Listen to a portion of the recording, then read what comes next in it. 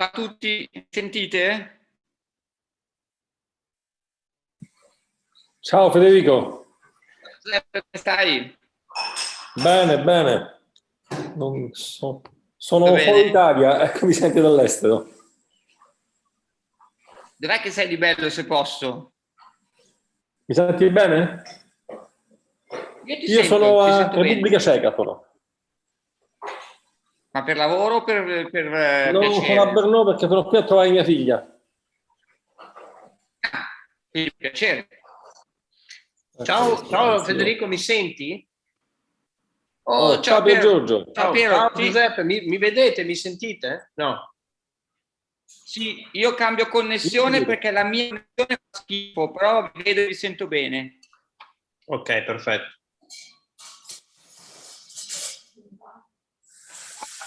Soltanto virgolette, aggiornarvi. Sì. Mi sentite? Sì. Ok, per aggiornarvi, stamattina siamo stati giusti nei tempi, nel senso che la mia paura era di essere un po' breve, perché avevamo fatto il conto dei minutaggi delle comunicazioni ed erano leggermente un po' sotto la media dei 20 minuti e noi possiamo chiudere un po' prima, però non troppo per il calcolo degli ICM, no? Per l'accreditamento. In realtà poi sono stati bravi i moderatori che hanno allungato bene, state tante domande, quindi siamo perfetti. Questo ci toglie, secondo me, da qualsiasi vincolo, perché invece in questa sessione la somma totale delle presentazioni, soprattutto grazie a Piero che ha fatto una presentazione lunga, è giusta, quindi dovremmo finire precisi, non abbiamo bisogno di riempire con troppi contenuti e quindi abbiamo questa parte finale di discussione che dovrebbe essere di 10 minuti che possiamo gestire comodamente, ecco, nel senso che se ci sono le domande che viene 10 minuti o anche di più, per carità di Dio, bene. Se invece c'è qualche domanda in meno e facciamo 7-8 minuti, 6 minuti, non cade il mondo, ecco. Quindi va bene finire per le 15:55, insomma, non prima, 15:50. E prima se riusciamo no, se dovessimo anche finire alle 15:55, siccome stamattina che era la sessione che temevo un po' di più, siamo invece andati giusti, siamo perfetti. Però poi se dopo ci sono le domande, voi avete tempo e si finisce alle 16 o anche alle 16:05, io sono solo...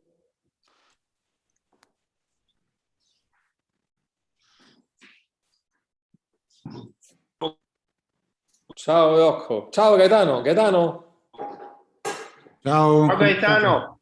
Ciao, come state? Aspetta che mi chiama l'organizzatrice che mi mando con loro.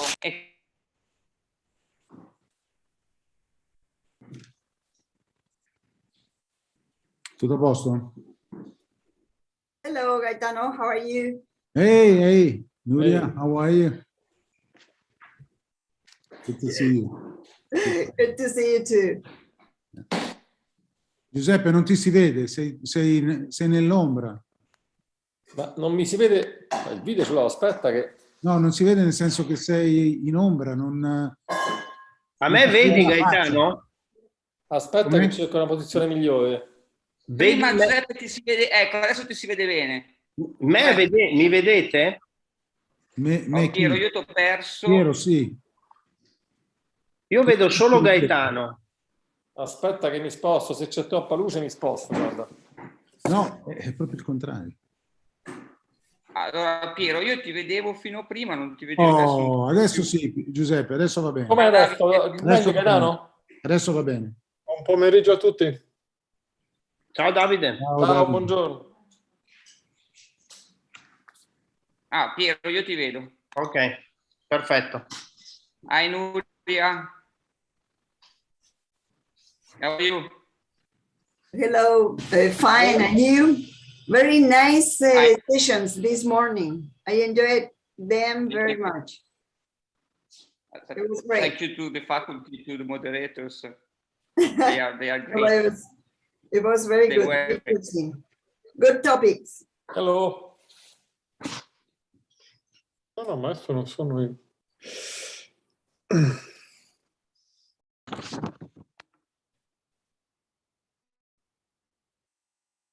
Giuseppe, allora parti tu, ok? Scusa, non sa, chi parte di noi? Parti tu? No, parti tu, parti tu. Quindi presento io Maninder. Okay. Maninder is here. Hi, guys. Hi, Hi. Maninder. Can you not see me? No, we can see you, yes. Okay, thank you. Yeah, we can see you. Hi. Thank you very much. Thank you for coming. Federico, partiamo a 14:30 precise? Sì, ci fa partire la regia. Ok.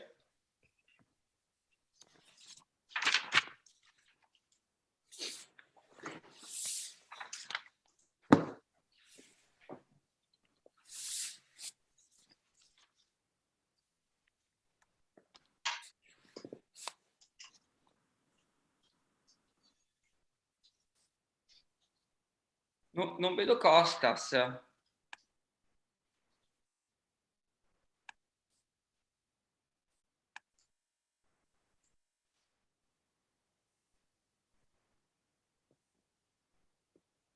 Dottor Raveglio, salve, sono il tecnico, il Sì. dottor Papagiannopoulos è collegato, le confermo che è collegato, non ha acceso webcam Non lo e video, vedo. ma c'è.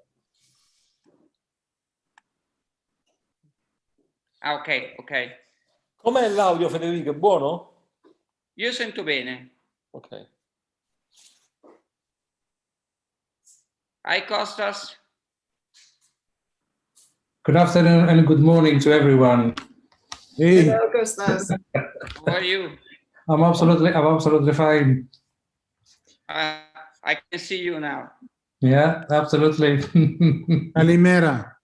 Calibera, how are you? How are you? How's New York? Yeah, it's good. It's good. Very good. Hi, Nuria. Hi, Costas. How are you Melinda. doing? I'm absolutely fine, Melinda. How are you? Hello, Costas. Good to see you. Hi. They ran the marathon last week in New York. Is it? Correct?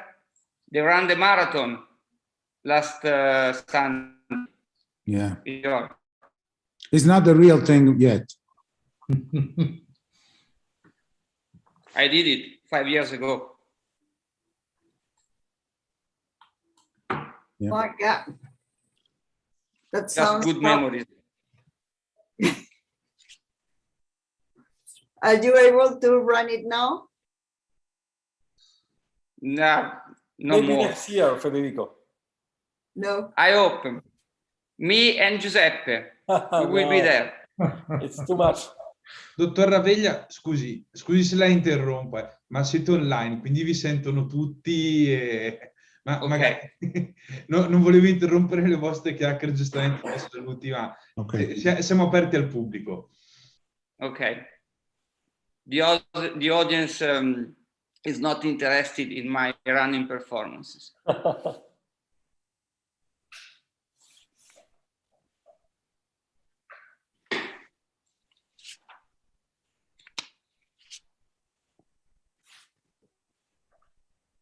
Avanti.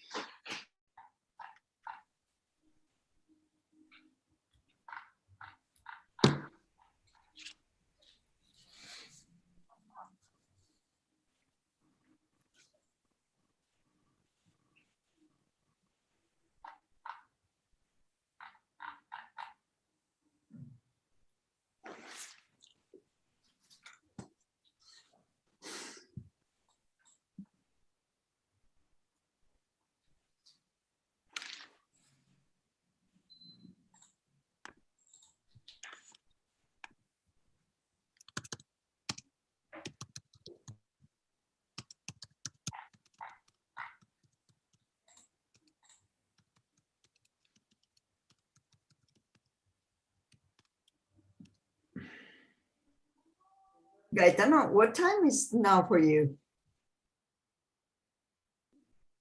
Well, he's off. Because it should be very early this morning, 9:28. 9:20. We Wow. have 5 hours now. Yeah. Then this morning it was really, really early. That's okay. Thank you once again. Thank you once again. Did you see the East River behind me? Yeah. The Hudson. No, that's the East River. Okay. The Hudson on the, on, The other, is on the other west side. The other side. Okay, the other side. Memorial is on the east side, so on the East River.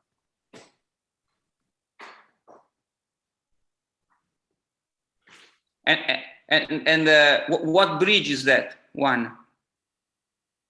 The bridge that you have. It's called Coach Okay. Bridge. Yeah.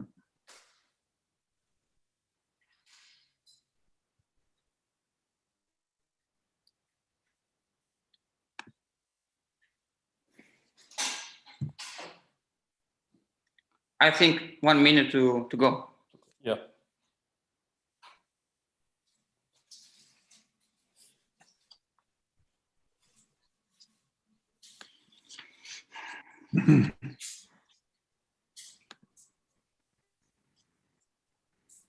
Dottor Raveglia, quando volete potete pure riprendere i lavori.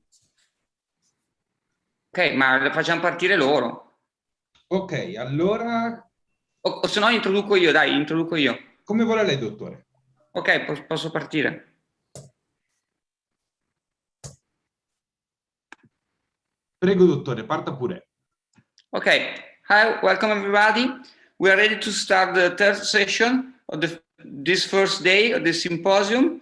So I'm going to introduce our moderators, Giuseppe Cardillo and Gaetano Rocco from Italy and from US respectively, and they will moderate this session about thymoma and thymic carcinoma. So please go on. Thank you. Thank you very much, Federico. It's a great pleasure for me and for my co-chair, Gaetano Rocco, to start the session on thymoma and thymic carcinoma. The first speaker will be Maninder Kalkat, and he will be update on stage and classification. Please, Maninder.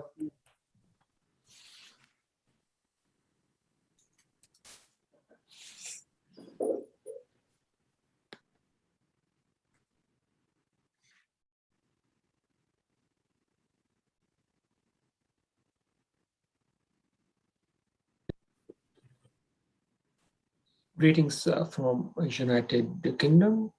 I'm grateful to ESTS for having given me the opportunity to discuss stage and classification for thymomas. I have no conflict of interest to declare. We stage the tumors so that we can group them together, look at their outcomes, discuss with our peers what best treatment regimen could be given, and majority of the solid tumors follow TNM classification paradigm. In TNM classification, we look at tumor, node, and metastasis descriptors, and then they are grouped together in a near homogeneous groups with respect to the survival of the patient. The thymic tumors are rare, the incidence being about 1.5 per million population. This is the commonest tumor in the anterior mediastinum.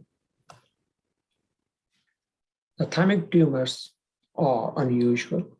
They spread locally. The prognosis is outcome, so you need a long-term follow-up. And majority of these series are by surgeons. They are small, and no wonder there are about 50 unique staging systems in circulation. The Masuoka-Kruger staging being the most commonly followed. Hence, there was indeed a need for a uniform TNM-based classification system, and for that matter, an international collaboration looked at about 10,000 cases across 105 hospitals. An 8th edition of TNM classification for thymic tumors was published in 2014, which has been endorsed by AGCC and UICC. But its adoption by the practice across the world still is dismal. We also need to know the WHO classification, which is based on the histology of the thymic tumors. Basically, 3 subtypes have been looked at and classified, and these are thymomas, thymic carcinomas, and thymic neuroendocrine tumors. There are further variety of histological subtypes. For example, in thymomas, it could be type A thymoma, AB, B1, B2, B3. And similarly, there are squamous cell carcinoma and thymic carcinoma, and further tumors are seen, but these are the commonest ones. And when we look at the WHO staging and histology and staging, there's a higher risk of recurrence and mortality in those patients with thymomas, which are B2 and onwards. The Masuoka-Kuroga staging, as looked at here, was based on about 80 patients who were analyzed. It looks at basically a transcapsular invasion and then subclassifies into either sitting in stage 1 or stage 2. And once it goes beyond that, for example, into the pericardium, it becomes stage 3. The involvement of the lymph nodes sits in stage 4B, and similarly, the hematogenous metastasis as well. Although Masuoka-Kuroga staging is quite effective pathological staging system and has been in circulation for a long time, there are certain issues. One, that it comes basically from the surgical patients, and number 2, little pre-treatment clinical information is added into the staging system. Looking at the TNM classifications, I'll go one by one through the various descriptors. In T stage, the involvement of the pericardium is T2, just remember that, and anything before that sits in T1. They have subclassified into T1A and T1B depending on if there is invasion of the mediastinal pleura. Once it comes outside the pericardium, depending on the structures which are invaded, whether they are resectable, i.e. lung, brachiocephalic vein, SVC, phrenic nerve, chest wall, hilar pulmonary vessels, then it is T3. Anything which is unresectable, like aorta, intrapulmonary pulmonary artery, myocardium, esophagus or trachea, makes it T4. The N1 are the nodes lying in the anterior mediastinum, and N2 are the nodes which sit deep within the middle mediastinum, and similarly in the cervical region, deep or superficial. When we are looking at the M descriptor, any pleural or pericardial nodule separate from the tumor is M1A, and any nodule in the lung parenchyma or distant organ metastasis becomes M1B. Now, when we look at the stage migration and compare it with Masuoka-Kuroga staging, you can see there are more patients coming in TNM1 stage. Patients in MK-Kuroga staging 1, 2A, 2B, and even the mediastinal pleura involvement now sits in TNM stage 1. The pericardium remains in stage 2, whereas the resectable or not resectable structures have been separated into 3A and 3B. And this is important with regards to the surgery being planned.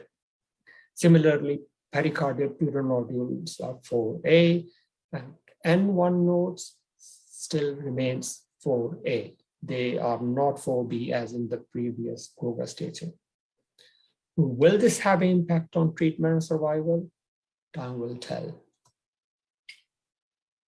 And this is again looking at the two staging systems in terms of the advanced stages. So ITMIC has certain stage-specific recommendation based on TNM classification. However, the basic essence of this is that complete surgical excision should be the goal. If there is any doubt about the completeness of the resection, then post-operative radiotherapy could be applied.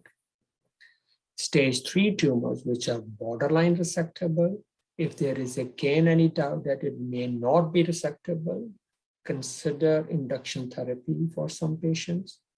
But if there is a patient who have been operated upon with positive margins or doubtful margins, then again, both could be contemplated. The stage 4 tumors, a combined approach, majority of time it is systemic treatment which is required. So this is something which you just need to keep it in mind, that early stages, stage 1, stage 2, locally advanced stages 3A, 3B, and 4A, and up to 3A, majority of time, you will be able to undertake surgical resection. So I'll spend a little bit of time on this slide. And if you see, the stage 1 and stage 2 patients can be managed with minimally invasive treatment like VATS or radio or robotic surgery. And if the tumor has got possibility of positive margins, add radiotherapy, and also for those WHO histological classification of B2, B3 or thymic carcinoma or neuroendocrine tumors may require addition of adjuvant radiotherapy. Stage 3, again, if you are confident you can resect, go upfront surgery. But again, if there's any doubt, consider in the MDT whether neoadjuvant treatment could be an option. The stage 3B is unresectable, but again, whether surgery could be added at some stage needs open to discussion in the MDT with the oncological and surgical teams. This is very important. The new recommendation is that all anterior and lower anterior cervical lymph nodes have to be removed in every stage. Okay, so this is important. This is a take-home message. But in case of the patients who are, say, stage 3 onwards, even the deep lymph nodes need to be taken. So if you are resecting any stage 3A, which is invasion into the resectable structures, then you must take the deeper lymph nodes out and onwards. Every patient or thymic carcinoma, all lymph nodes need to be removed.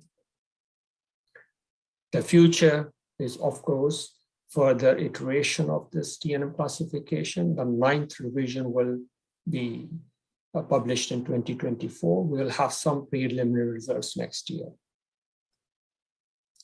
So the implication and conclusions are that we should aim for complete R0 resections for the patient with these thymic tumors. The lymph node dissection is important and is a key ITMIC recommendation. This is a standardized criteria for invasion as opposed to broad classification for Masuoka-Koga staging. Now, these stage migrations open up more patients to neoadjuvant and adjuvant treatment and possibly post-operative radiotherapy. Thank you very much. Thank you very much, Maninder. Before moving on to the next presentation, just want to remind that this is meant to be an interactive session. We are looking forward to your comments and questions in the Q&A chat. It's now the time for Professor Nuria Novoa to talk to us about the role of imaging in histology, stage, and prognosis, determination in patients referred to surgery for thymoma. Nuria, please.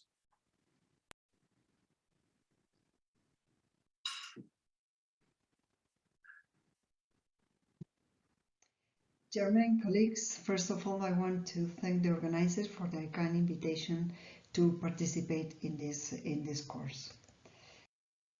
I have no relevant disclosures to report about this presentation. These are the main messages I want you to keep in mind after this talk. We will go through all these different areas during this presentation, and we are going to start reviewing some background concepts that will help us to understand the revolution involved in what I'm going to cover.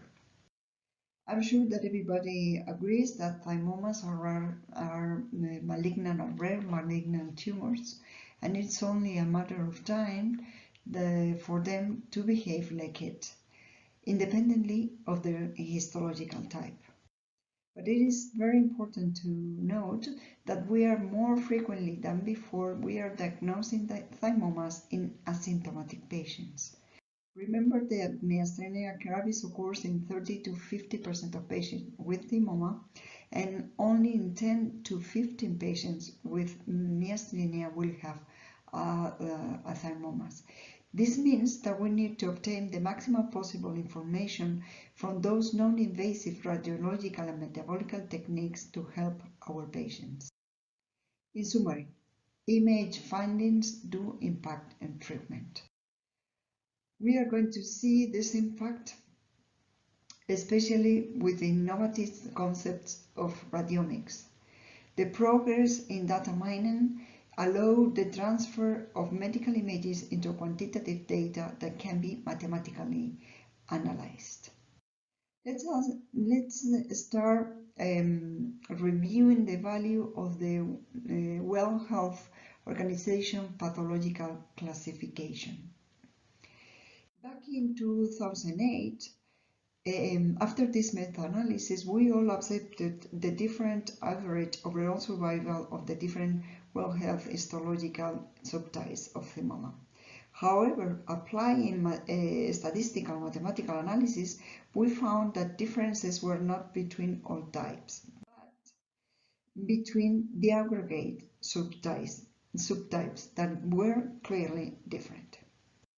However, although we cannot deny that pathological classification has some clinical impact, the real key points of thymic tumors management are the stage of the disease at the moment of diagnosis and the completeness of resection. This statement reduces the stress toward the need of harvesting a sample of pathological diagnosis and rests a great responsibility on the radiologist's shoulders. Because radiological image can tell us a lot about the problem we are facing, we are going to review some useful findings that we can see in both in CT and in magnetic resonance. In 2002, Tomiyama and co-workers made a complete analysis of qualitative features of the thymomas. They identify at least 8 important features to review, as you can see highlighted here in this table. For instance, they analyzed the contour of the tumor and found that it tends to be smooth in type A type of tumors, of this one, also in type AB or in type B1, and found that images follow the same pattern when looking at the magnetic resonance images. But when we look at type B3, for instance, the contour was not as smooth as it was before. Authors summarize in their paper in this table that type A to type B2 have very smooth contour, while It can be lobulated in types AB to B3, and when it was clearly irregular, it means that we have capsular invasion and probably we are facing a thymic carcinoma. They also look at another feature, calcifications. Here we can see an infrequent situation in which then we have a complete peripheral calcification of the tumor. And here there's another more frequent single isolated calcification inside the tumor. But sometimes what we see most often is multiple calcifications inside or around or in different parts of the peripheral area of the tumor. What was most interesting is that calcifications, when appear, only in groups B1 to B3 types of thymoma. There are also other features to look at. For instance, the enhancement pattern after IV infusion of contrast. As you can see here, this AB tumor shows an homogeneous enhancement pattern. That image clearly contrasts and is different to this B3 tumor that shows a great heterogeneity. Again, the pattern is reproduced in the magnetic resonance images, and it seems to be due to necrosis, cystic changes, or hemorrhage within the same tumor. According to some series, homogeneous enhancement occurs in types A to B2, but not in type B3 or in thymic cancer. Another interesting feature of the enhancement is the amount of acquired contrast in the tumor. It is low, as in these images, in types B1 and B2, and this feature has been related to the high proportion of lymphocytes present in those tumors. But moving from diagnosis to treatment, imaging does help us because of the findings we have already reviewed, and especially because it provides us information about the staging of the tumor. And when we think about the staging, some of us will think about the Masaoka staging system because we are using it in a daily basis. But this classification is not helpful at the moment of diagnosis because it needs some pathological data not available at the initial moment. This is another reason to use the TNM system. The collected radiological information will classify patients as those who will benefit from neoadjuvant treatment and those who will not.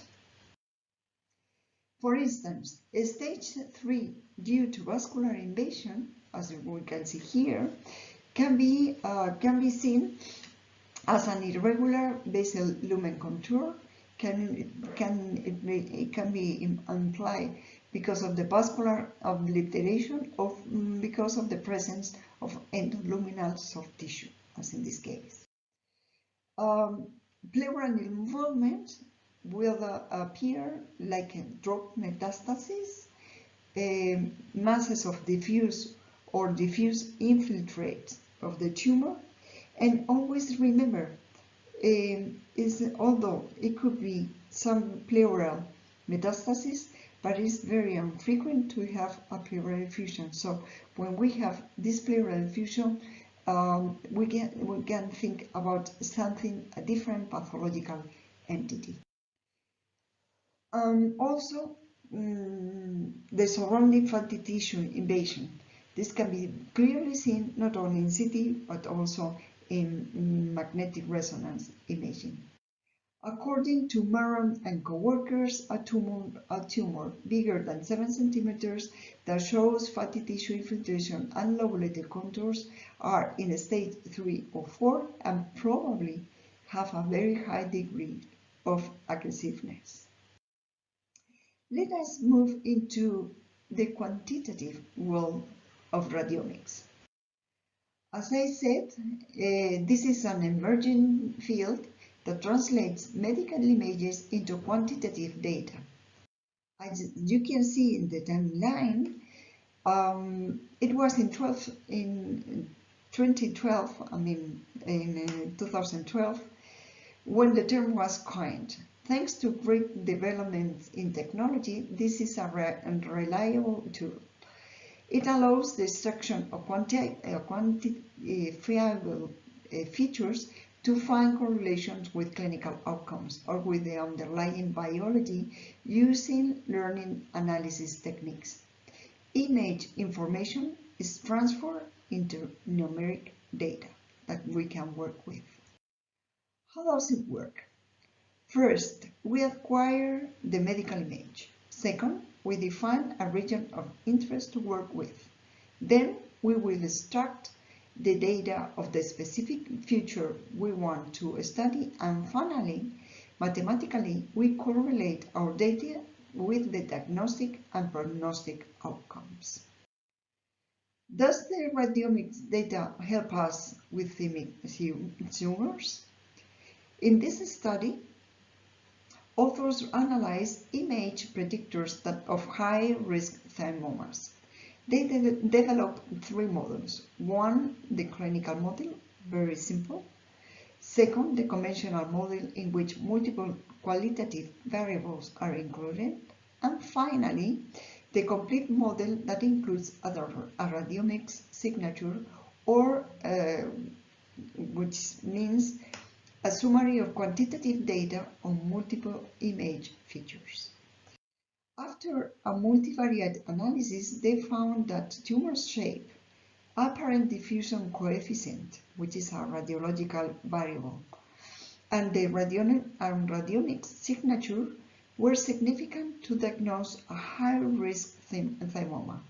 With these variables, they created a nomogram, and using artificial intelligence techniques, teach the machine using a training subgroup of patients and apply the knowledge to a new population of patients to obtain outstanding results.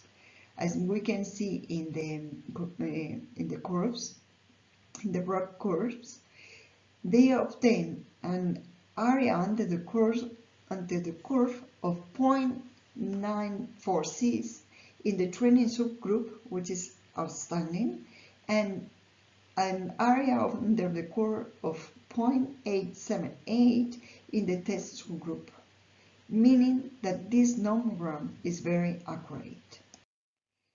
Radiomics can be applied to the results of different machines, but PET-CT has a pretty well-defined protocols making data analysis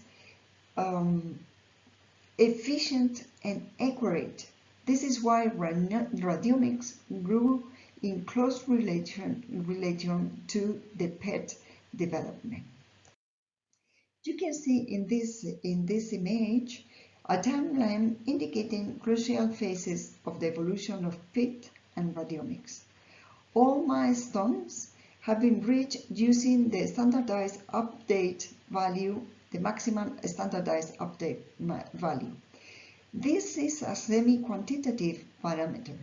It is obtained from 1 pixel region of interest, and it depends strongly on noise. When there is a lot of noise, it can behave in an unpredictable manner, like when we have a tumor that is on top of the myocardium. It does not represent, and at the same time it has another disadvantage, that is that it does not represent the total tumor mass.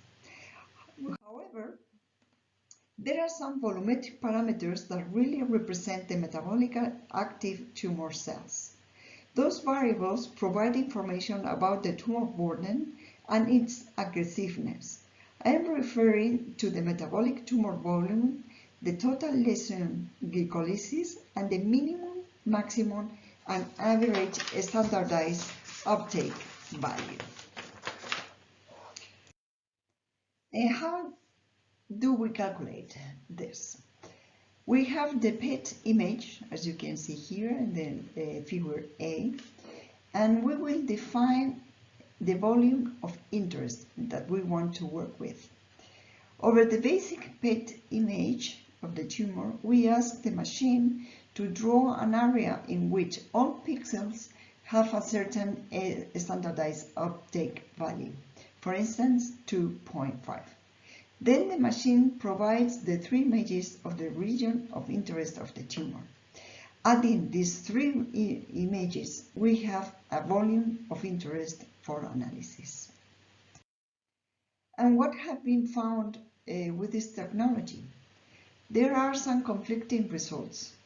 For instance, in this paper, authors showed the image of a TEP-AB tumor versus a thymic carcinoma. Apparent SUV are exactly the same. However, in the review of the literature, they perform at the same as they perform their own data analysis. Some papers found an overlap of standardized values between the aggregate pathological types and other found, and meanwhile other authors found great differences. But it seems that the more aggressive the tumor is, the higher the standardized uptake value will be as an average. In the same paper, coming back not to the review of the literature, but to their own values, author found that metabolic tumor volume and the total lesion glycolysis were significantly different depending on the pathological group. However, no one of those parameters did clearly influence the progression-free survival of the series. So again, we have some conflicting results. However, although differences were not significant from a statistical point of view, they found that they have higher values in patients having a recurrent disease. In another different recent study by Lee and co-workers, authors found that at the univariate analysis, all the volumetric parameters were significantly related to the disease-free survival of the patients. But after the multivariate analysis, only the average standardized uptake value was able to predict the disease-free survival of the series, meaning that future large multi-center studies are really needed. So in conclusion, I would say that image findings have a great impact on diagnosis and treatment. CT and magnetic resonance are useful defining the stage of the thymic tumor and its aggressivity.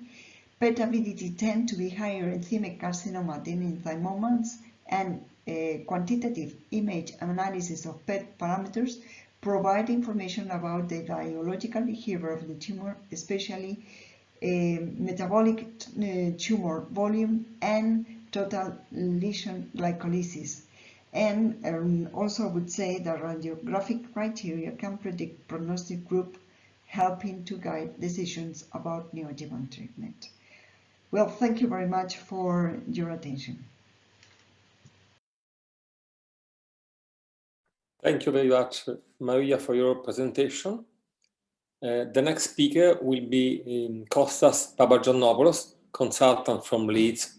He will talk with the prognostic factors for surgically treated thymoma and thymic carcinoma. Please, Kostas.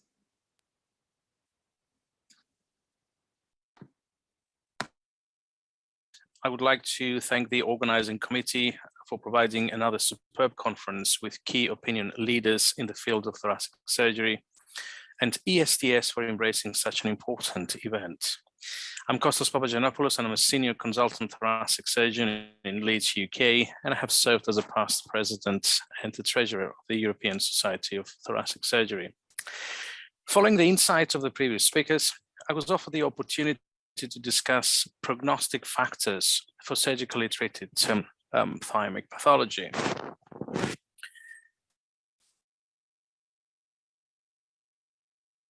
I have nothing to disclose. Just for your reference and refreshing your memory, I have inserted the Massaoka-Koga classification. It remains a valid system in the majority of institutions dealing with thymic disease. Early stage disease, as you can see from the staging system, should be relatively easy to remove with a complete resection, with more challenges arising with the later stage of the disease when tumors are infiltrating with the external neighbors, rendering the surgical resection and prognosis questionable. Although the thymic tumors present in variable stages and histological atypia, from the very simple and completely encapsulated to the more advanced and infiltrating, as you can see in these pictures, it seems that surgery remains the mainstay of treatment, even in the advanced stages of the disease. A treatment which would have never been anticipated in other thoracic malignancies, but at times receiving criticism from non-surgical specialties. So, are there any prognostic factors for surgically treated thymic malignancies or thymic tumors? And do we know of any of those ones that they're really important? There are several prognostic factors which have been evaluated and tested when overall survival and freedom from resection, freedom from recurrence are discussed in thymic tumors. I have picked up in this slide some of the most discussed ones, either as independent or covariates in multivariate analysis. We can see that completeness of resection is discussed in papers, WHO classification and stage, unless the tumor size, the invasion of surrounding neighbors like great vessels, and the age of the patient. To my opinion, the conclusions are flawed sometimes by the lack of large prospective studies, the study samples and the presence of variability. Sometimes we have minor or major deviations from the standard pathways. We have sometimes absence of standardized pathways or treatment pathways, and obviously the consensus on staging and the extent of the resection.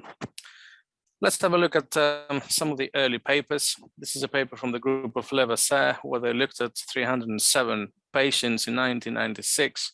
This was a retrospective analysis, 260 complete resections performed, and they used a Verley-Holman classification with a mean follow-up of 8 years.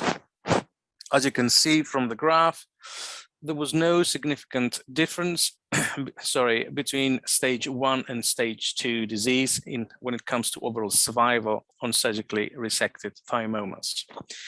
There was a significant difference, between stages 2 and 3 in the overall survival. And again, no significant difference between stages 3 and 4. The survival was better for stage 3 completely resected thymomas compared to complete resection, with 70% versus 31% overall survival. Also, when dissecting the group of patients, the survival was better for completely resected stage 3 disease compared to stage 4, measured at 75 and 42%. And also there was no difference in the survival measured on stage 4 in those with complete or incomplete resections. If we look at the survival by the completeness of the resection, as I said, 260 patients had a complete resection, 47 had incomplete resection. It is obvious that the 10-year survival is very much different between the R0 and R1, which was 76 and 28% respectively.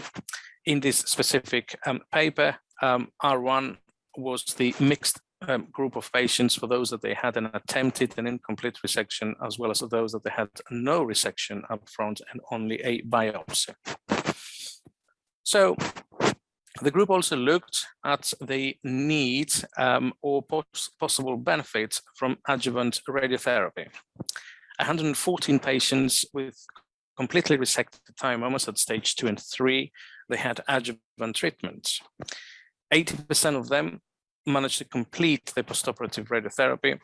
There was no survival difference between the stages 2 and 3, and in all completely resected disease. Excuse me.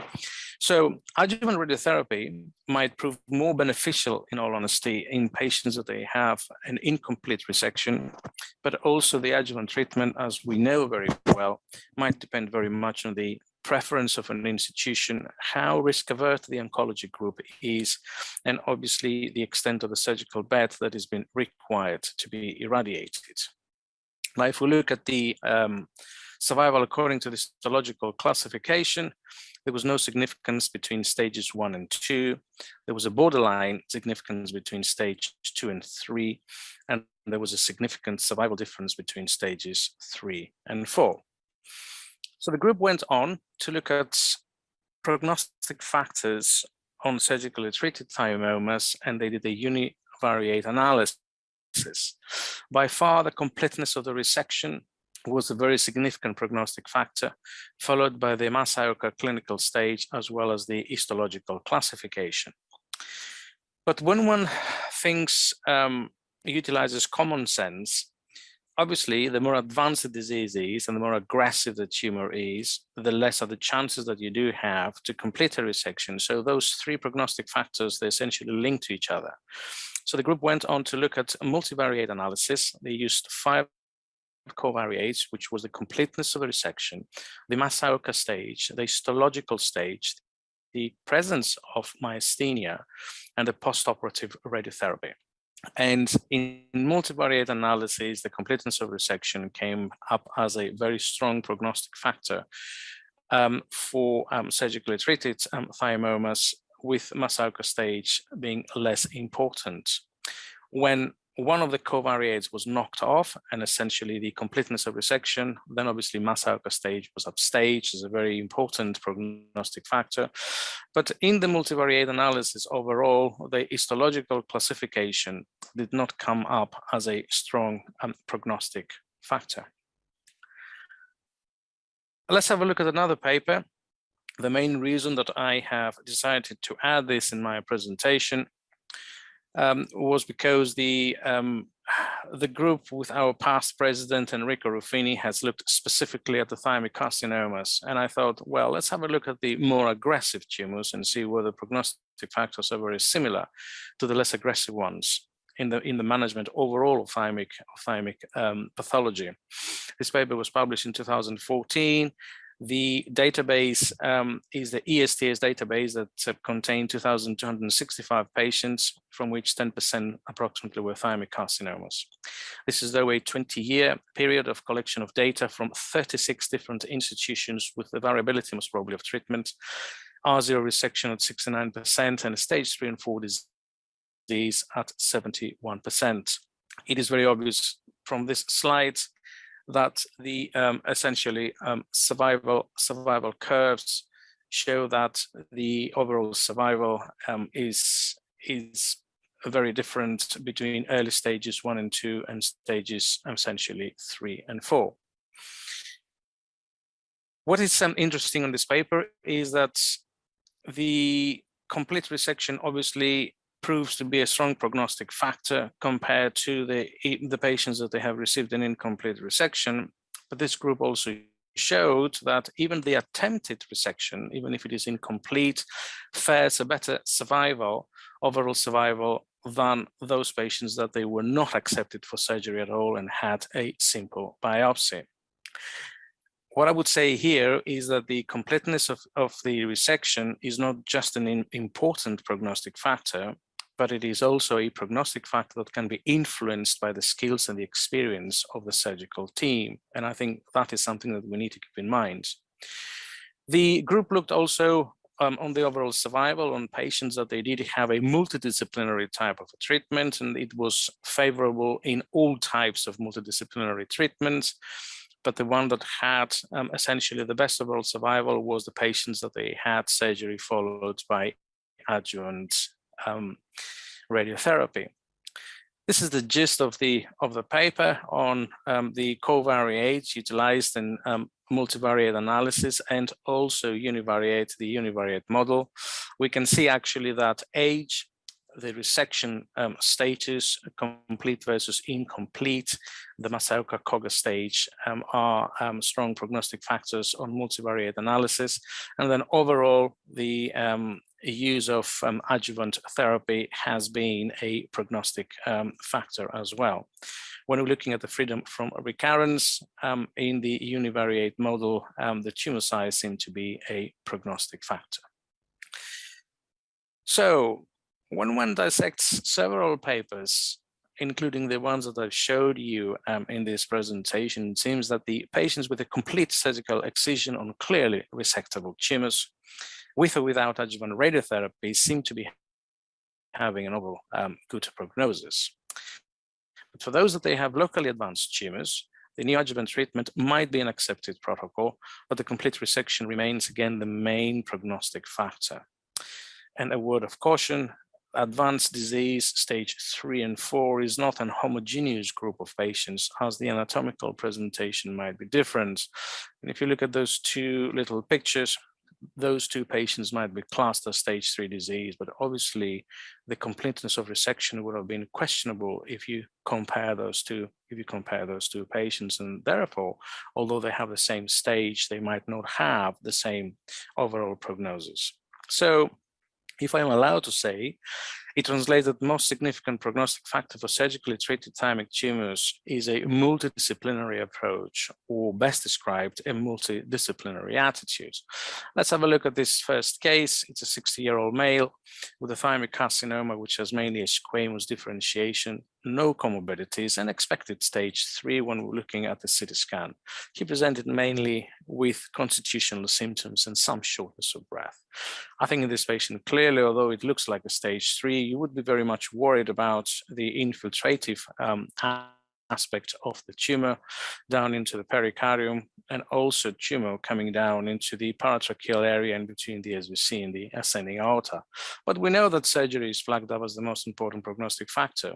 So the question that arises for a surgeon is, can I do it? Can I offer a complete resection? Do I need a neoadjuvant treatment in this case? How am I going to attack this? And is the patient going to need an adjuvant treatment? And is there going to be an agreed treatment pathway in the institution that I am?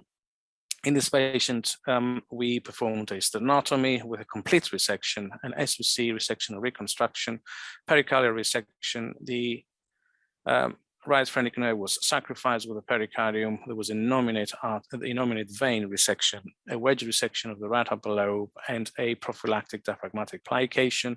He had been accepted for adjuvant radiotherapy, so he completed the treatment pathway as per UNIT's protocol. This is another case, an 80-year-old lady that had no significant comorbidities with a thymic mass and presents mainly with a shortness of breath. Again, we are expecting that this lady is having essentially that she's having a stage 3 thymic mass. You can see that this looks a little bit different. Let me just get the video again. It looks a little bit different. Is a very large mass which is occupying a very large part of the left upper part of the hemithorax, creeps up on the aortic arch. It might be infiltrating the innominate vein. And again, the question that arises here is whether you are able to offer a complete resection in this patient, which will be an important prognostic factor. How are you going to approach this? Whether she will need to have neoadjuvant treatment, or whether she just needs to have a upfront resection with or without an adjuvant treatment after that. We were able to provide a complete resection with a partial sternotomy and an anterior approach, which was a hemiclamshal incision, resect the innominate vein, and offer a wedge of the left upper lobe, which was performed. And then the question that arises is, does she really need adjuvant radiotherapy, because her natural survival curve might essentially overlap her expected survival curve if she was to be given a complete resection with adjuvant treatment. This is another case. This is a 65-year-old patient who has been troubled with asthma for 2 years, but eventually had a CT scan which revealed that she did have essentially a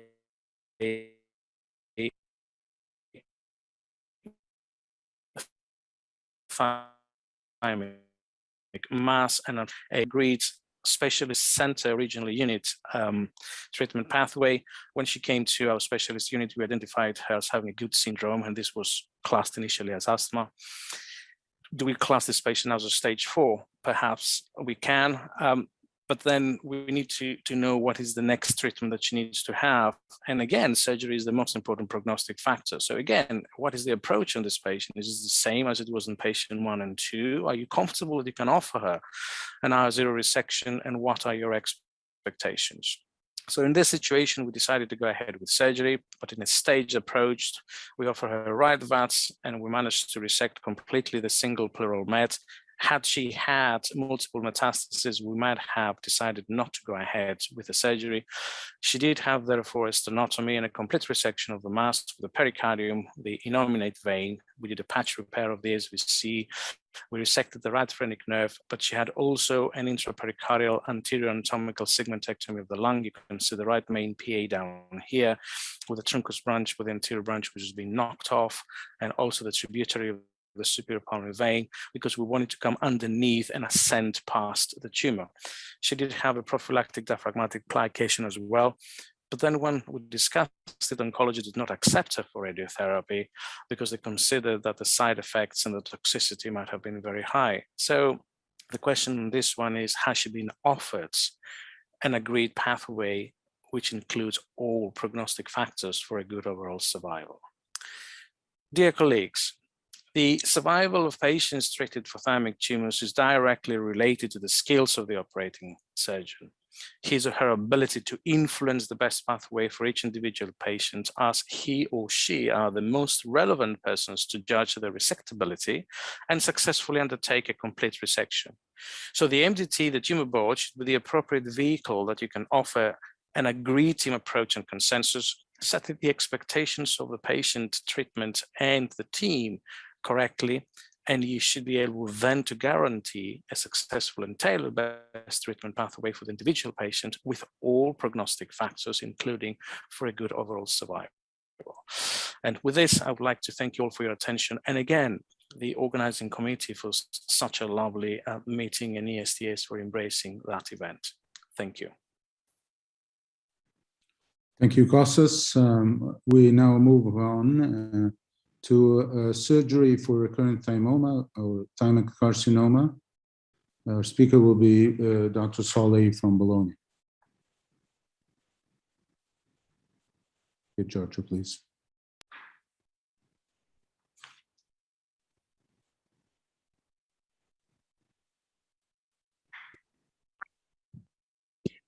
Good afternoon, everyone. First of all, I would like to say thank you to Federico Raveglia for this very kind invitation. It is a pleasure to be here with this ESTS Thoracic Oncology Symposium 2021.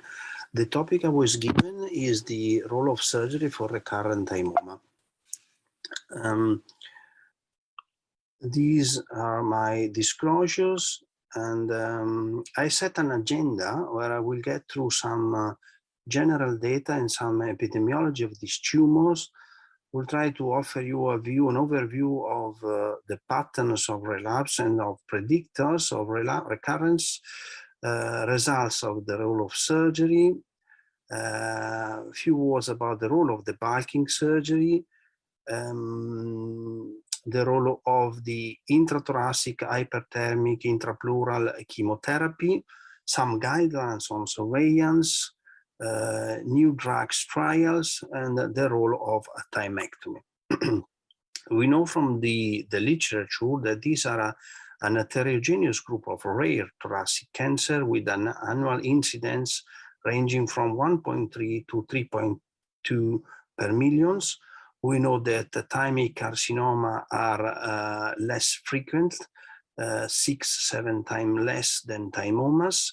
In generally speaking, they are very rare cancer, but still They are the most commonly solitary lesion discovered incidentally in the anterior mediastinum.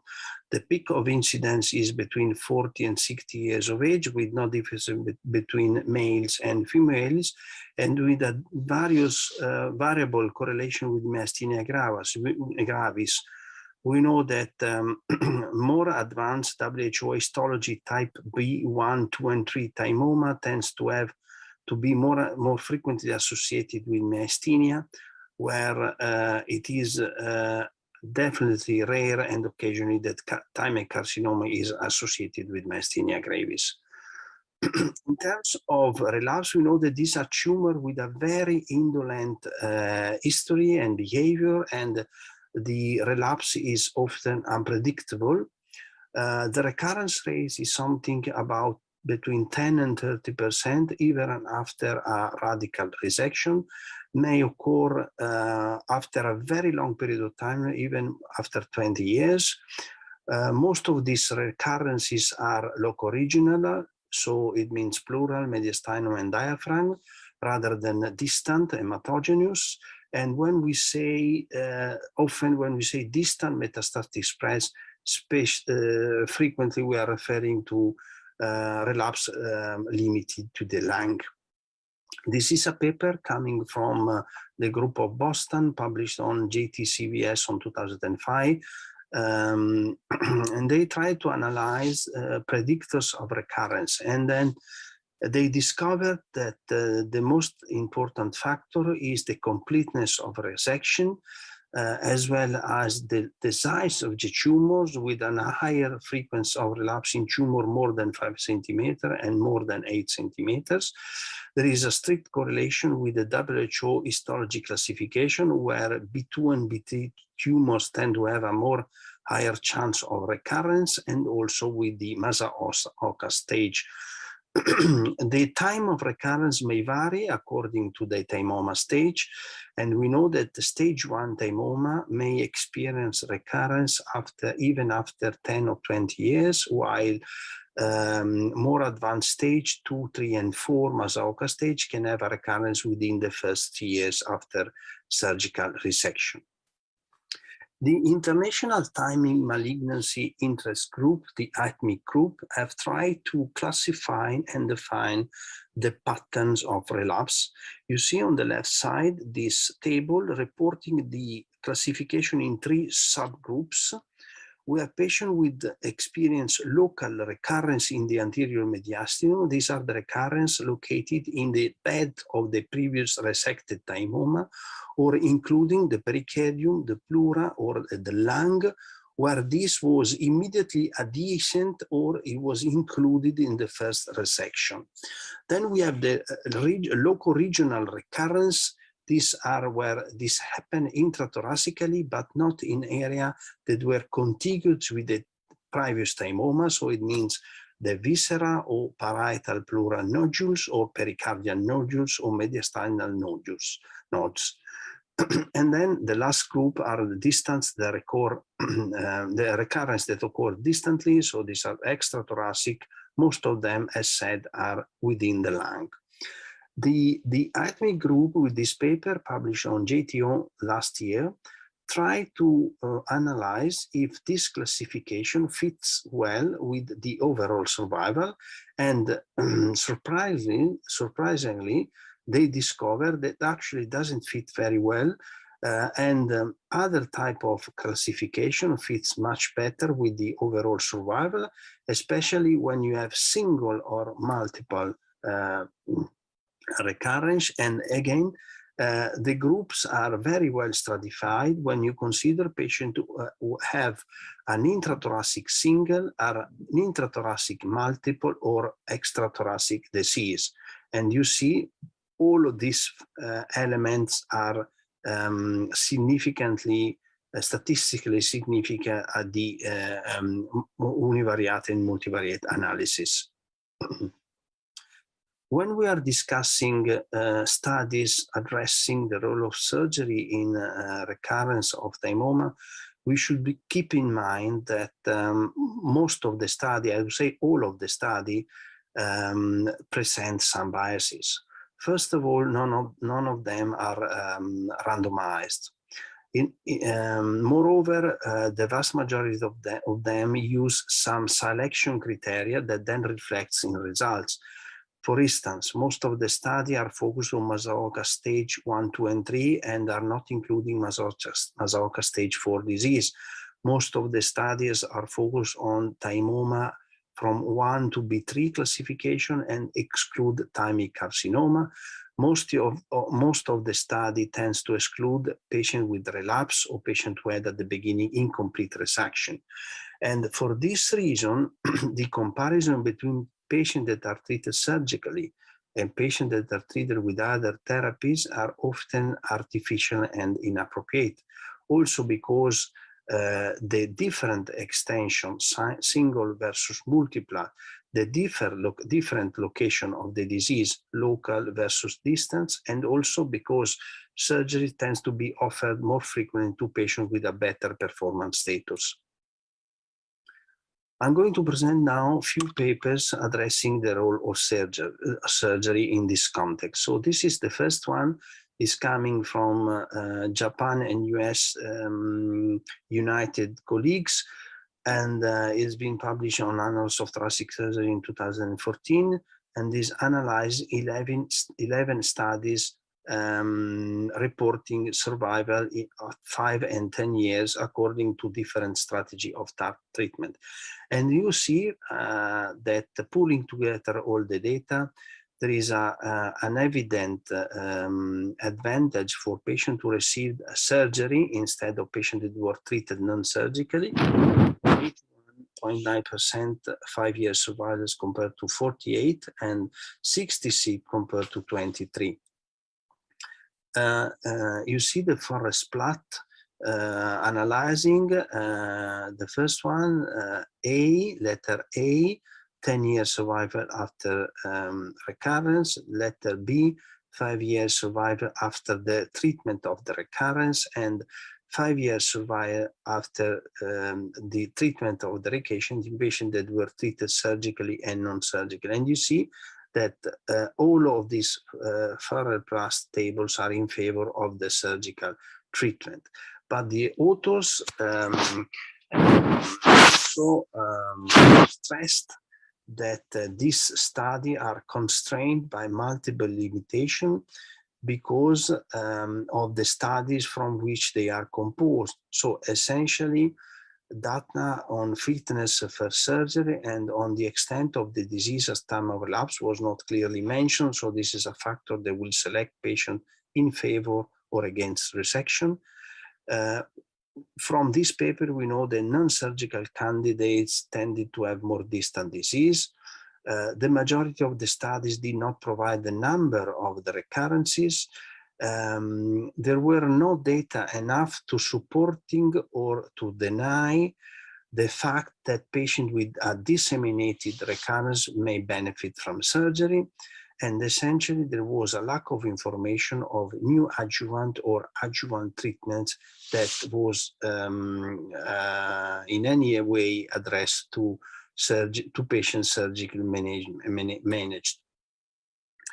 This is a second paper published on JTO in 2015. It's coming from a Japanese nationwide registry. It includes 32 Japanese institutions for a total of 2,035 patients with thymic epithelial tumors surgically treated.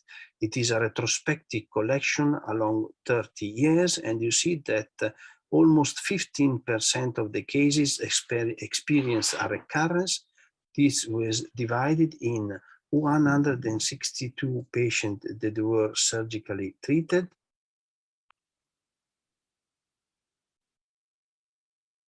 This is a second paper coming from the Japanese nationwide registry that includes 32 institutes for a total of more than 2,000 cases collected along a 30 years period of time, and there were all patients surgically treated for a thymic epithelial tumors. You see that 15 of the cases experienced a recurrence, and 162 were treated surgically and 243 were treated non-surgically.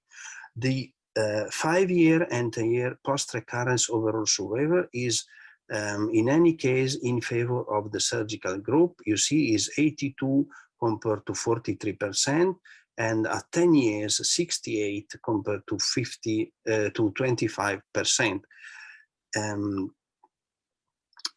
The authors analyzed the prognostic factors in the surgical group, and they discovered that the sex female, early stage 1 and 2 Masaoka thymoma, non-thymic carcinoma, the use of preoperative treatment, and a longer free interval from the disease before relapse, more than 3 years, were all significant factors. Interestingly, the radical resection of the recurrence was not a significant factor. On the right side, you see the overall survival. You see in the curves on the top A, the overall survival after recurrence that is in favor of surgery. And then this is divided in case of complete resection, the figure B, and in case of incomplete resection. You see, in both of the cases, there was a survival advantage for the surgical group. Interestingly, the Mizuno analyzed also the role of non-radical surgery compared to radical surgery and patient medically treated. And you see from the curves in the lower part of the diagram that there was noted a survival advantage for R0, R1 compared to non-surgical group for each histology. The advantage over patient treated with R2 was intermediate between R0 and R1 and the non-surgical group for thymomas, although this difference between patient treated with R2 and non-surgically was not significant for either histology. And you can see this is the letter A, the curve for all the histology. Letter B is for the thymoma histology, and letter C is for the thymic carcinoma. Another paper is coming from the Italian multi-institutional 4 units across Italy of thoracic surgery between 30 years time. It's been published in European Journal of Cardiothoracic Surgery 2016. It includes 880 patients with thymoma who underwent complete macroscopic resection. There were follow-up for their recurrence. Masaoka stage 4 and type C thymic carcinoma tumor were excluded from the study. You see that there was 82 cases with a recurrence, making a percentage of 9.3%. 52 of them were reoperated, and additionally 21 patients were treated surgically and were referred to this hospital but originally operated outside. So making the overall calculation, a study cohort of 103 cases, 73 reoperated and 30 receiving medical treatment. You see that Professor Marulli found that there was a survival advantage for patients receiving surgery, and on multivariate analysis, the completeness of the resection, the number of deposits, the Masaoka stage of the primary tumor, and the site of relapse were all independent prognostic factors. So in conclusion, reduced surgery for recurrent thymoma is achieving effective and prolonged survival. Complete macroscopic resection and single recurrence are associated with a better prognosis. This is the last paper I'm going to present you. Is a very comprehensive review and meta-analysis proposed by the Dr. Chiappetta, and has been published on Cancer in 2021, so this year. It is a very comprehensive literature research according to the PRISMA guidelines. It includes studies published in along a 40-year period of time, So the criteria for inclusion and exclusion were only cohorts with more than 30 patients, comparing surgical and non-surgical approaches, only studies reporting data from the first recurrence and with survival analysis. All studies, including thymic carcinoma, were excluded unless they were presenting survival analysis data for thymoma cases. So in the end, they selected nine studies for a total of 978 patients. There was non-randomized clinical trials, and all were retrospective case series coming from 5 from Europe and 6 from Europe and 3 from Asia. So the key message was that overall survival was better after surgical treatment when compared to other treatment. In 2 studies, the survival comparison were performed between patients receiving complete resection and those under incomplete resection or other treatment. Going into details and into the quantitative analysis done on 706 patients, you see that most of them received surgery, and the others were a combination of chemo or radiotherapy or both. And pooling all the results together, you see that there was a risk of 0.39 with a moderate heterogeneity amongst others, all in favor of the surgical group. They analyzed also other factors affecting survival. In 2 studies, myasthenia gravis was found as an independent, favorable prognostic factor for survival, while in the remaining 5, there was no difference. In terms of histology, all papers except one stratified the overall survival by the original WHO histology of the primary thymoma, and of course, A and B1 thymoma had a better survival, and all studies noted a change. Most of the study noted a change in histology comparing to the primary thymoma with the recurrence, with the transition to a higher grade.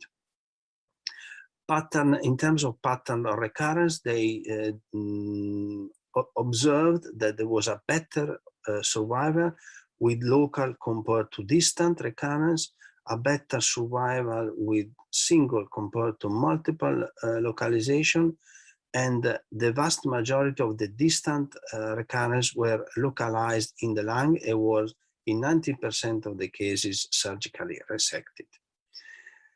Just a few words in terms of the role of the debulking surgery. So again, we are jumping back to the paper of Mizuno published on JTO in 2015. And we have to say that in general, this is a topic that is not extensively addressed in the literature, and that's why it remains unclear. You see that there is overall a better survival rate in complete versus incomplete resect in the vast majority of the studies, but likely, according to the study, R1 cases could have potentially a similar survival than R0 cases, while R2 have an intermediate outcome between R1, R0 and the other treatment. But we have to notice again, and this is again a limitation, that around half of the patients received other treatment that were integrated with different protocol before or after recurrence surgery. We know from literature that patients with thymoma can experience a second tumor. These are 2 publications, one from JAMA 2000 and another one from the National Journal of Cancer 2003, stressing that as high as 28% of the patients after thymoma have an increased risk of developing a second cancer. You see, the standardized incidence ratio compared to number of cases normally expected in the general population is 4.7 higher for B-cell lymphoma, 1.8 for gastrointestinal cancer, and more than 10 times for soft tissue sarcoma. And this has been again stressed in the JAMA paper. And this paper coming from Cancer in 2001 was trying to analyze if the risk was associated with some factors, and the risk unfortunately appeared to be intrinsic and not related to any other factor, including age, length of the follow-up, myasthenia gravis, type of thymectomy, stage of the disease, and use or not of radiotherapy.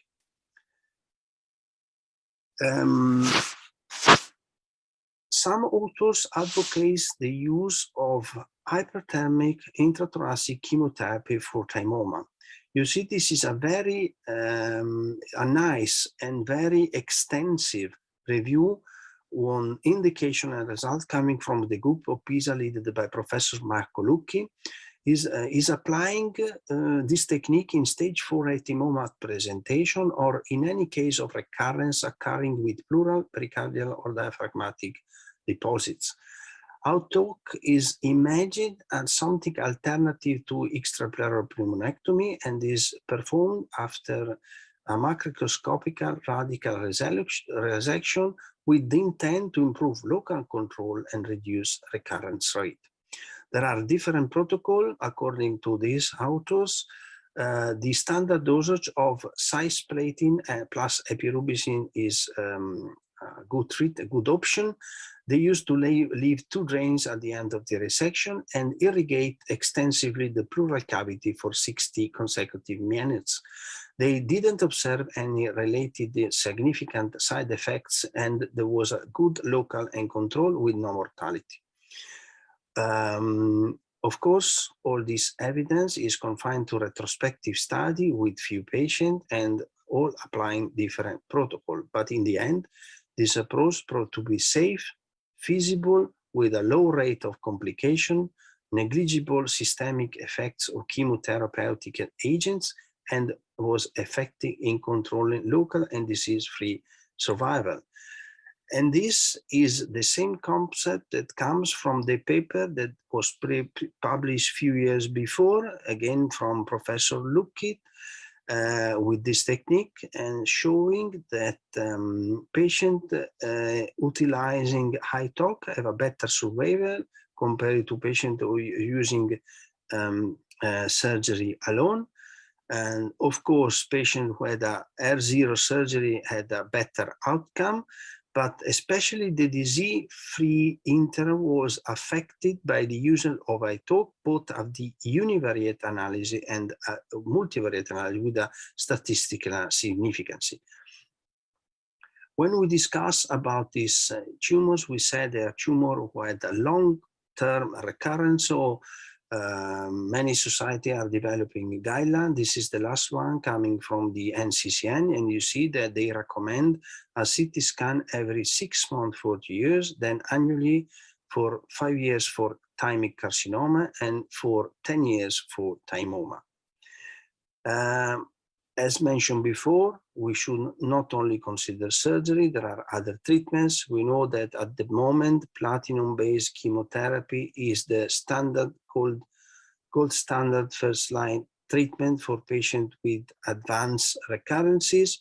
But at the moment, some trials are ongoing, and we know that there are new target therapies, including anti-angiogenetic drugs, some mTOR and PI3K inhibitors, as well as immune checkpoint inhibitors, and these drugs are tested in a different combination and different protocols. So I really invite you to read this very comprehensive recent review from Professor De Paz from European Institute of Oncology in Milan. Just one slide to discuss the topic of the robotic extended rate thymectomy. This is a very interesting paper on only 6 cases coming from Professor Rucker from Berlin. He's applying this technique in when you have 2 out of 3 of the following criteria. So a patient who has been operated, and after 2 years, after that myasthenic symptoms subsided, start re-deteriorating again. So or patient where the first resection proved to be incomplete and you got some video documentation or some radiology imaging showing the expected residual tumor tissue, or eventually when you got a complete resection, but then after 2 years on radiology, you discover some unexpected tissue residual. So if you got 2 out of these criteria, you should consider your patient for a retymectomy, and you see that robotic was able to identify the residual tissue, and that this is associated with an improvement in symptoms or in a reduction of therapeutic dose of drugs in about half of the cases. And the author says that robotic extended retymectomy should be seen as an alternative to the conventional transternal or thoracoscopic approach that are offering equivalent clinical outcomes. So I'm going to conclude my presentation with my take-home message saying that surgery, when technically feasible, is associated with favorable long-term outcomes, should be considered as a fundamental part of integrated multimodality treatment. We should be aware that most of the studies are affected by some bias, and there should potentially be a role for R1 debulking surgery, but again, this has not been addressed properly in the studies, so should be keep in mind. And that iTalk seems to be an interesting tool for the treatment of intrathoracic only relapse. And the last message I wanna give you is that we should never forget, and I invite you to read this recently published paper on by Professor Guerrera addressing the topic of the role of thymotomectomy versus thymomectomy, and we know from this paper that patients who received at the beginning an upfront radical complete thymectomy have a better freedom from recurrence without increase in morbidity. Thank you very much for your attention. Thank you, Piero. Thank you to be extended to the whole faculty. Those were excellent presentations, and I see with Giuseppe that we have a lot of questions. Let's start with Maninder and Nuria. Maninder, when do you think you need a biopsy pre-treatment in these situations? I think we should biopsy if possible, and the reason is because we know, and I think the next question, which is already there, is about the lymph node dissection. I think it is important for us to know what the tumor is, because the extent of your dissection and particularly the lymph node sampling will probably be dictated by that. At the moment, we really don't know how the end descriptor affects the outcomes, and so people do not really do a systematic lymph node dissection. And there is more and more evidence coming that, especially with the patients with thymic carcinomas, neuroendocrinic thymic tumors, are the ones which where we should be actually going for these lymph nodes, and that will alter the approach you take. So if I have a tumor which is 3 centimeter in size, and I know it is thymoma A, B, or B2, B1 or B2, I probably just proceed with a minimally invasive surgery because I'm confident to take perithymic lymph nodes. But if it's something C or neuroendocrine tumor or B3, then I'll be a little bit more worried about the approach I take, considering that I need to target those lymph nodes. So I will probably advise to have a biopsy unless you are pretty confident this is 2 centimeter, looks like a thymoma, can come out without much problem.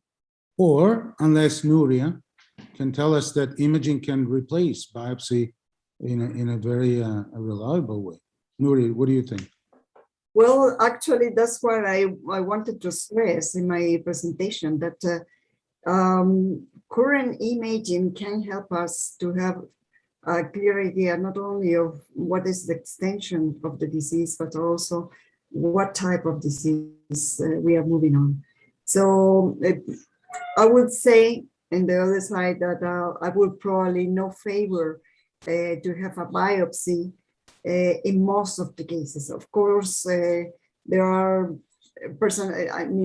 certain circumstances in which I would favor to have those, but for most of the patients, I won't. Okay. Kostas, I have a question for you. And I'm going to open a can of worms here, the lid on a can of worms. And what kind of surgical approach to the thymus? What do you think? Would it change if you know the diagnosis and the type of thymic condition that you're treating? At the moment, no, because I need to see a little bit more about the end stage where we're getting into. Small tumors that they are fairly well encapsulated. Looking at a CT scan or MRI scan, I feel confident to take them out with minimal invasive surgery.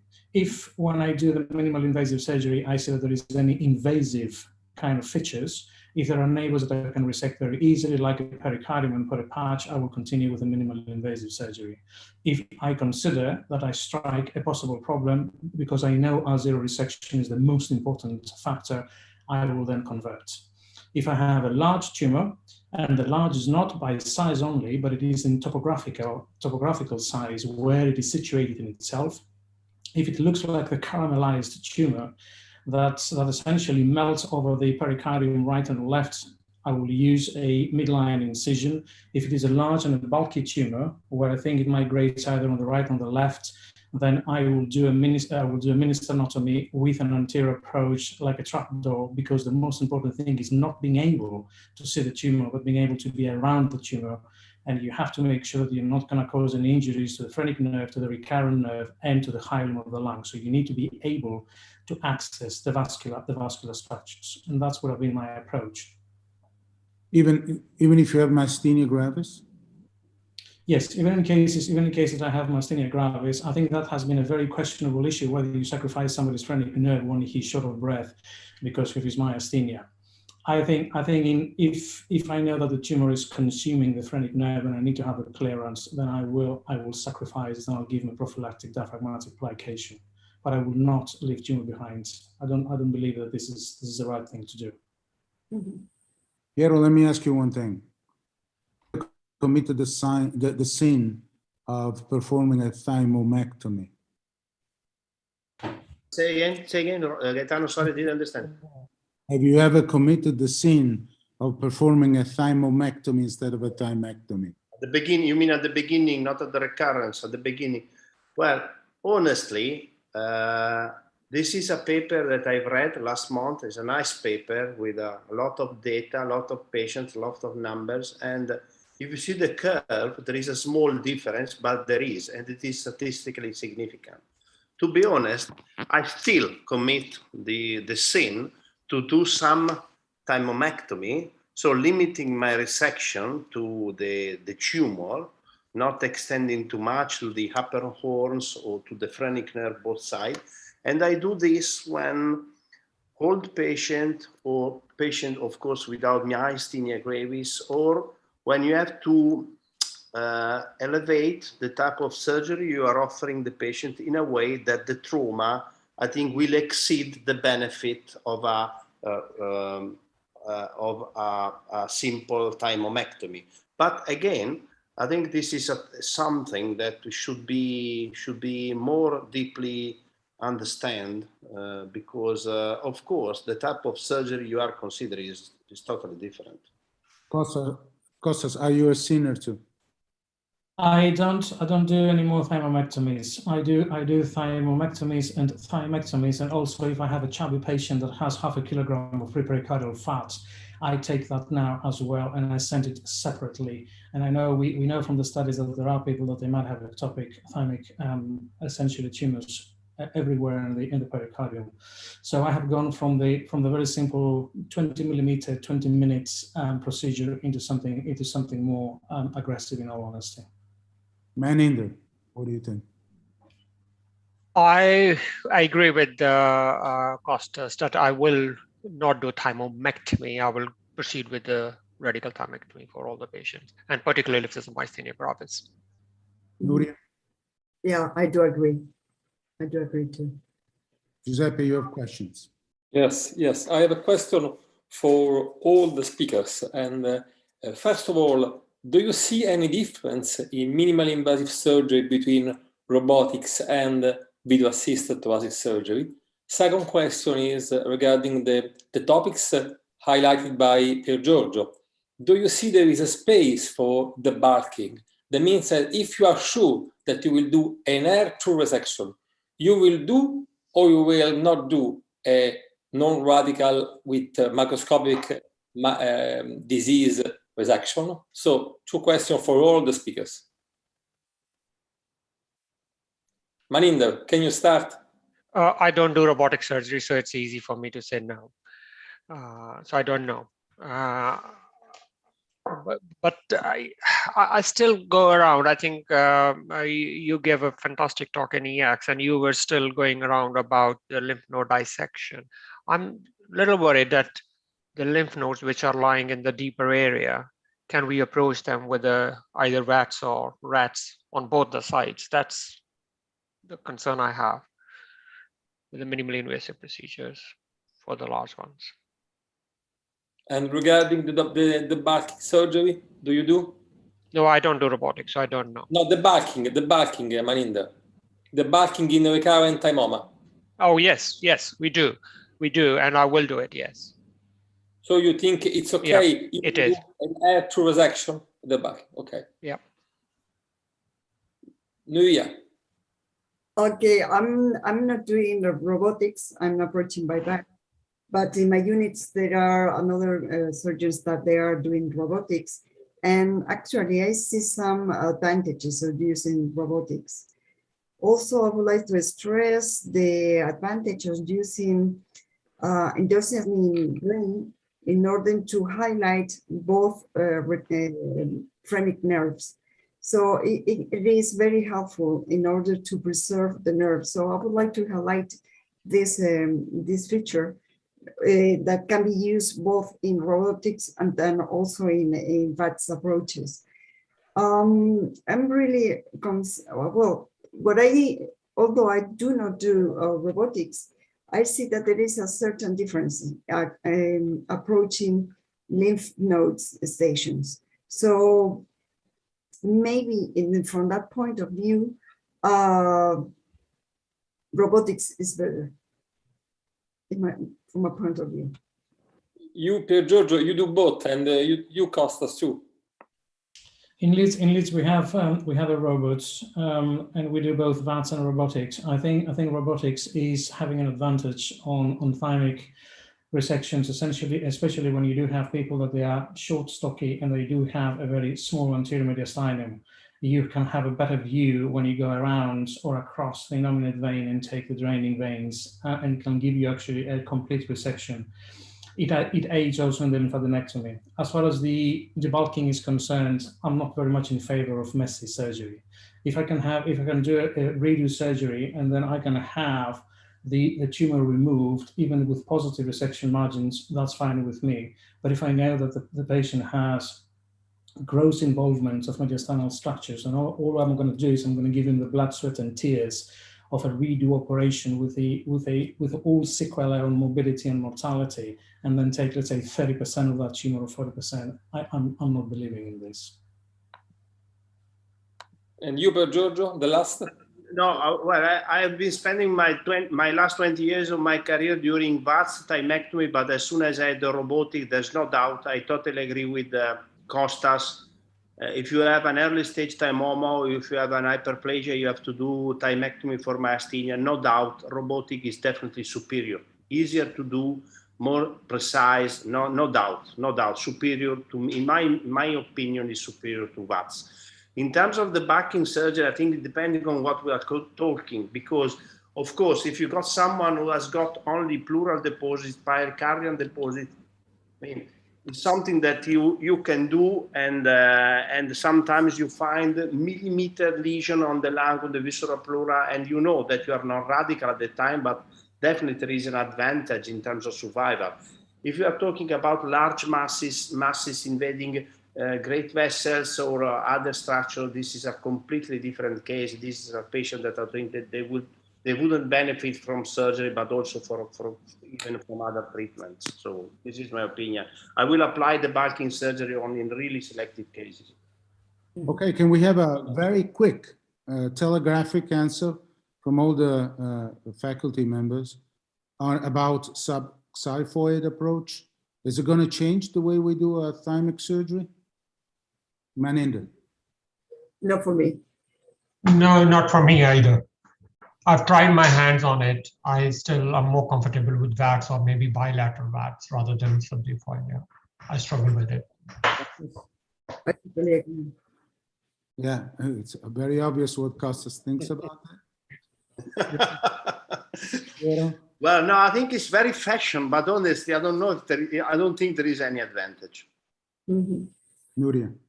Yeah, I said I totally agree with the rest. I tried and I didn't like it. It did not offer any advantage from the other approaches. Giuseppe, tell us, what do you think? And then please close. No, I have no experience with subxiphoid. I've never tried, and I prefer robotic surgery for thymus surgery. That's my opinion, deeply. So I think that we can close the section. Gaetano, do you agree? Or there is any question from you? No, we have to close. And that was a very interesting session. We need to be really grateful to all the faculty for the unbelievably amazing job they've done. Thank you. And thanks to the attendees and of course the organizer, Federico, great job. Thank you. Well done, Federico. Thank you very much. Thank you. Very nice session.